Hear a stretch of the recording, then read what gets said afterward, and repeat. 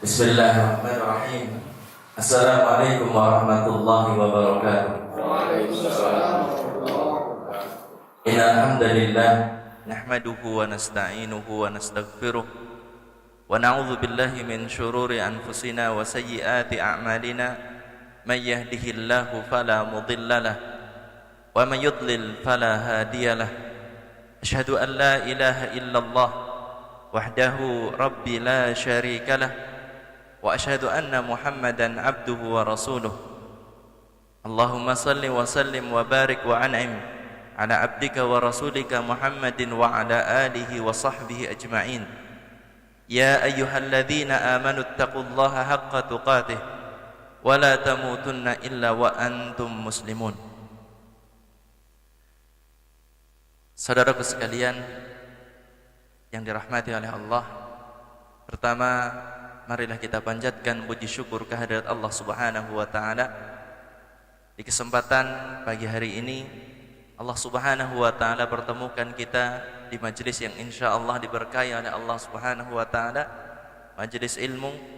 Semoga Allah Subhanahu wa taala jadikan apa yang kita usahakan di pagi hari ini menjadi amal ibadah bagi kita semuanya. Amin ya rabbal alamin. Tidak lupa salawat dan juga salam semoga senantiasa tercurah terlimpah kepada panutan kita Nabi besar Muhammad sallallahu alaihi wasallam, keluarganya, para sahabatnya, demikian juga umatnya yang setia hingga akhir zaman. Bapak Ibu sekalian, saudara-saudariku rahimani wa rahimakumullah. Ini perkumpulan majelis taklim apa namanya? Majelis Taklim Baitul A'la, Masya Allah. Kita nggak pernah menyangka sebelumnya bisa bertemu di sini. Bukan di tempat jenengan, bukan di tempat saya juga. Subhanallah, Allah Subhanahu wa taala tentukan kita bertemu di tempat yang begitu indah pemandangannya. Semoga kita semakin banyak bersyukur kepada Allah atas kemudahan yang Allah taala berikan kepada kita semuanya. Bapak Ibu sekalian, saudara-saudariku rahimani wa rahimakumullah. Tentang keutamaan majelis taklim, berulang kali kita sering mendengar. Subhanallah, banyak sekali hadis, demikian juga ayat yang kita dengar dari para ustadz kita, para ulama kita, sering mengingatkan kita tentang pentingnya majelis taklim, pentingnya majelis ilmu. Subhanallah, begitu banyak. Kalau kita mau mencermati satu saja tentang satu keutamaan majelis ilmu atau keutamaan orang yang memiliki ilmu, Masya Allah. Kanjeng Nabi sallallahu alaihi wasallam, beliau itu menyebutkan, innal anbiya lam yuwarithu dinara wala dirhama walakin warrathul ilma faman akhadha bihi faqad akhadha bihadzin wafir. Sesungguhnya para nabi itu tidaklah mewariskan dinar. Dinar itu apa, Pak? Uang emas. Tidak pula dirham. Uang apa? Uang perak. Para nabi, para rasul itu tidak pernah mewariskan dinar, tidak pula perak. Walakin warrathul ilma, akan tetapi para nabi mereka itu mewariskan ilmu. Faman akhadha bih, barang siapa yang mengambil ilmu itu sebagai warisan, faqad akhadha bihadzin wafir, sungguh dia telah mengambil bagian yang sangat besar dari warisan kenabian.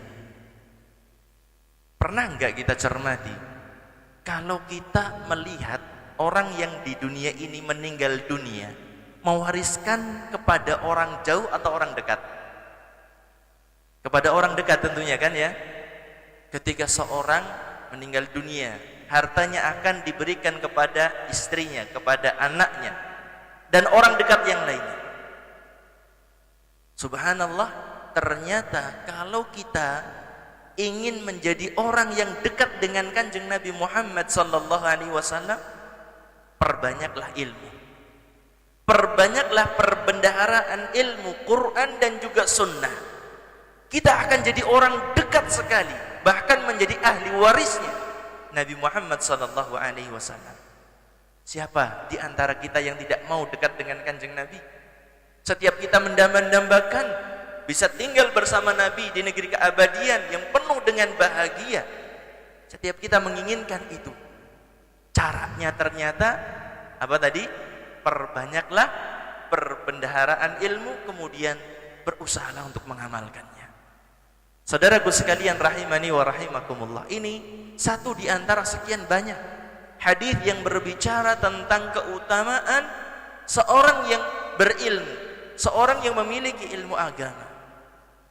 Pada kesempatan majelis kita kali ini insyaallah kita akan membahas bagaimana meraih sifat qanaah. Ini kebanyakan orang Jawa atau orang, kalau disebutkan Sunda sebenarnya Jawa kan ya Bu ya. Apa ada pulau Sunda sendiri? Tidak ada kan? Tidak ada pulau Sunda, yang ada pulau Jawa. Cuma ada memang dari luar Jawa, ada sebagian mungkin. Sunda Kelapa. Kalau di dalam bahasa Jawa itu disebutkan dengan nrimo ing pandum. Betul kan ya Pak ya? Qanaah kalau dalam bahasa Jawa itu nrimo ing pandum. Orang menerima ridho dengan pemberian Allah Subhanahu wa taala. Makna qanaah. Qanaah itu apa? Saya sebutkan di situ perkataan Imam As-Suyuti rahimahullahu taala. Al-qanaatu ar-ridha bima dunal kifayah. Yang dinamakan dengan qanaah itu adalah seorang menerima pemberian Allah meski tidak mencukupi kebutuhannya. Seorang menerima dengan lapang hati, dengan penuh keridhaan pemberian Allah kepada dirinya, walaupun pemberian itu tidak bisa mencukupi kebutuhan hidupnya. Para ulama yang lainnya menyebutkan yang dinamakan dengan qanaah ar-ridha bima a'tallah. Seorang itu ridha menerima dengan pemberian Allah. Itu dinamakan dengan qanaah. Tentunya yang semacam ini adalah bukan perkara ringan, bukan perkara mudah. Apa saja yang Allah berikan kepada kita, kita ridho terhadapnya. Ini bukan perkara mudah. Karena sesungguhnya manusia itu begitu cinta kepada dunia ini, begitu suka kepada perbendaharaan harta, emas, perak, uang dan lain sebagainya. Ya apa tidak? Zuyyina linnas hubbus syahawat minan nisa wal banina wal qanatiril muqantarah minadh dhahabi wal fiddah wal khailil musawwamati wal an'ami wal harth, dan seterusnya. Telah menjadi indah di pandangan mata manusia. Pertama, wanita. Wal banin, anak keturunan. Kemudian harta, pundi-pundi harta emas dan perak. Kemudian hewan tunggangan, kuda dan lain sebagainya. Ini semuanya adalah telah ditentukan itu menjadi sesuatu yang dicintai oleh manusia. Setiap kita menyukainya, setiap kita mencintainya. Maka untuk bisa memiliki sifat qanaah itu adalah sesuatu yang berat.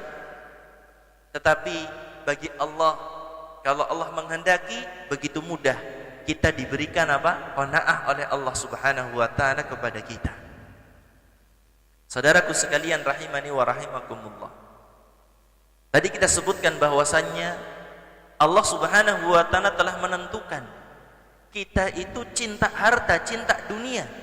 Tetapi bukan berarti ini legal, bebas sebebas-bebasnya. Kita tertuntut untuk menundukkan nafsu kita terhadap apa? Aturan Allah Subhanahu wa taala. Dalam mencintai dunia ada batasannya. Dalam mendapatkan dunia ada batasannya. Dalam menggunakannya juga ada batasan.